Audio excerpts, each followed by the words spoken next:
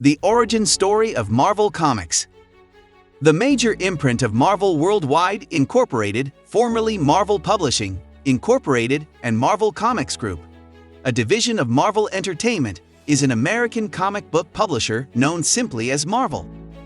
The main company was acquired by the Walt Disney Company in 2009.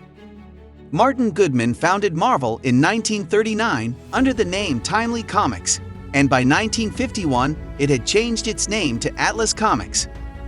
The Fantastic Four and other superhero comics created by Stan Lee, Jack Kirby, Steve Ditko, and many others were published by Marvel in 1961, marking the start of the Marvel period. The company firmly established the usage of the long-standing Marvel brand as its main logo. History. Timely Publications. Martin Goodman, a publisher of pulp magazines, founded Timely Publications, better known as Marvel Comics, in 1939. Goodman, who had begun in 1933 with a Western pulp, was extending his reach into the then-emerging and already immensely popular new medium of comic books. The Human Torch, an android superhero created by Carl Burgos, had his debut appearance in Marvel Comics #1, cover dated October 1939, along with Namor the Submariner, an anti-hero created by Bill Everett. The issue was a huge success, selling approximately 900,000 copies in total between the first printing and the second printing the following month. Timely had its team in place by the next year, even though its content was packaged by an external company, Funnies, Incorporated. In Captain America Comics #1, one of the first superheroes with a patriotic theme was created by the company's first actual editor, writer-artist Joe Simon, and illustrator Jack Kirby, March 1941. With close to 1 million in sales, it was also a big success, beginning with comic books with covers dated April 1941 or spring of 1941. Goodman established Timely Comics, Incorporated, magazine management, and Atlas Comics. Superheroes lost popularity in the American comic book market after World War II. For the most part, Goodman's comic book line abandoned them and diversified into more genres than even Timely had published, including horror, westerns, humor, talking animals, men's adventure drama, giant monster, crime, and war comics. Later, jungle books, romance titles, espionage, and even medieval adventure, Bible stories, and sports were added. Even though another company, Cable News, continued to distribute his comics through the August 1952 editions, Goodman started utilizing the globe emblem of the Atlas News Company, the newsstand distribution business he owned.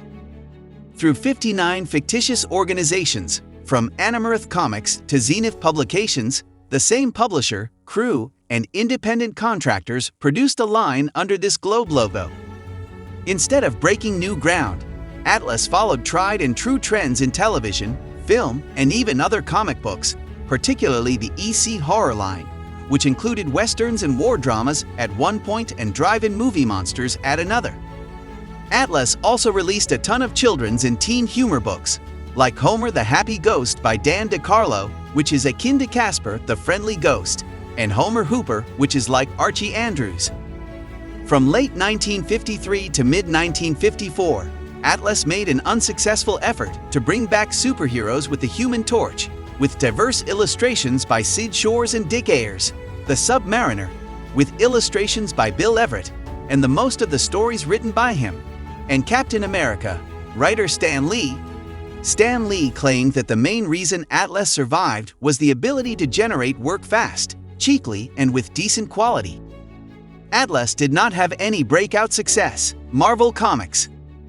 Both Patsy Walker 95 and the science fiction anthology Journey into Mystery 69, both with cover dates of June 1961 and an MC box on them, were the first contemporary comic books published under the Marvel Comics name. Marvel then followed suit when DC Comics was successful in revitalizing superheroes in the late 1950s and early 1960s, particularly with The Flash, Green Lantern, Batman, Superman, Wonder Woman, Green Arrow, and other members of the group the Justice League of America. The Marvel Age of Comics began in 1961 when writer-editor Stan Lee reinvented superhero comics by introducing heroes intended for adults rather than the medium's predominantly young readership. In contrast to other comic book stereotypes of the time, the titular characters of the Fantastic Four November 1961, violated tradition by quarreling, harboring both serious and trivial grudges, and forgoing anonymity or hidden identities in favor of celebrity status. Marvel Comics subsequently gained a reputation for focusing more on mature themes and character development than the majority of superhero comics before them, a trait that the new generation of older readers valued. This was true in particular for the Amazing Spider-Man book, which ended up becoming Marvel's best-selling book. Like any other teenager, its young hero struggled with self-doubt and everyday issues, and many readers could relate to him. Cadence Industries ownership. The company's founder Goodman altered the restrictive distribution agreement with Independent News he had struck under duress during the Atlas years in 1968, while selling 50 million comic books annually, enabling him to now release as many titles as demand warranted. He retained his position as a publisher but sold Marvel Comics and its parent business, Magazine Management, to the Perfect Film and Chemical Corporation late that year. Goodman signed a contract with Curtis Circulation Company in 1969, therefore ending his distribution agreement with Independent. Stan Lee, the publisher of Marvel Comics, was asked by the U.S. Department of Health, Education, and Welfare in 1971 to write a comic book narrative about drug usage. Lee concurred and created a three-part Spider-Man tale that portrayed drug usage as risky and unattractive. The Comics Code Authority, the industry's self-censorship body, declined to approve the narrative due to the usage of drugs and deemed the context of the story to be irrelevant. Without the Comics Code seal, Lee published the story in The Amazing Spider-Man 96-98, from May through July 1971, with Goodman's agreement. The tale received positive feedback from the market, and the CCA later that year updated the code. Marvel Entertainment Group ownership. Marvel's parent company, Marvel Entertainment Group, was sold to New World Entertainment in 1986. 3 years later, in 1989, Ronald Perelman, a former executive of Revlon, bought MacAndrews and Forbes from New World Entertainment.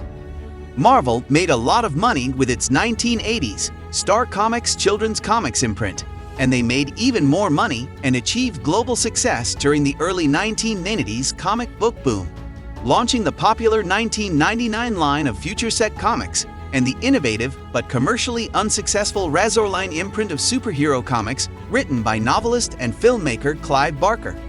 That's all for today's origin story video, guys. Tell us your thoughts in the comments section. And if you're new to the channel, don't forget to subscribe. Let us know what origin story you'd like to learn about next in the comments. Thank you very much for taking the time to watch this video. See you in the next video. Until then, best wishes. Thanks for watching.